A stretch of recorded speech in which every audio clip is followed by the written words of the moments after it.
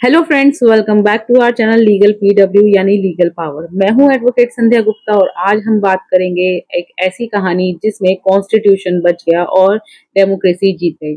1973 का वो साल जब सुप्रीम कोर्ट ने एक हिस्टोरिक फैसला दिया, Keshavananda Bharati versus state of Kerala. चलिए समझते हैं क्या था ये केस और क्यों इसे इंडिया का कॉन्स्टिट्यूशनल सेवर केस कहा जाता है।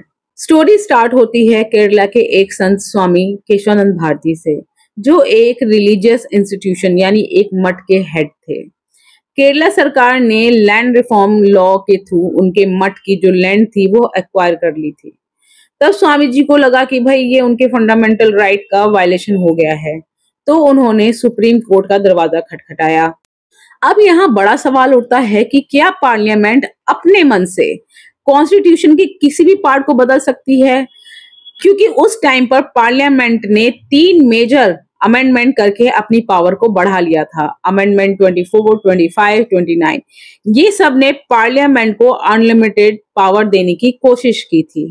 सुप्रीम कोर्ट में 13 जजेस की कॉन्स्टिट्यूशन बेंच बैठी, सबसे बड़ी बेंच इन इंडियन हिस्ट्री। जो हियरिंग थी वो 68 डेज चली। Just imagine 68 days argument. एक तरफ गवर्नमेंट बोल रही थी कि पार्लियामेंट सुप्रीम है तो वो कुछ भी बदल सकती है, और दूसरी तरफ जो पिटिशनर थे वो बोल रहे थे कि नहीं, कॉन्स्टिट्यूशन का जो बेसिक फीचर्स हैं उन्हें टच नहीं किया जा सकता। देन फाइनली 24 अप्रैल 1973 को जजमेंट आया। इस जजमेंट के बाद जो इंदिरा गांधी गवर्नमेंट थी वो बहुत नाराज हो गई थी, और जो चीफ जस्टिस SM सीकरी थे उनकी रिटायरमेंट के तुरंत बाद एक नए जज अपॉइंट हुए, जिससे कॉन्स्टिट्यूशन और गवर्नमेंट के बीच एक पॉलिटिकल बैटल स्टार्ट हो गया था।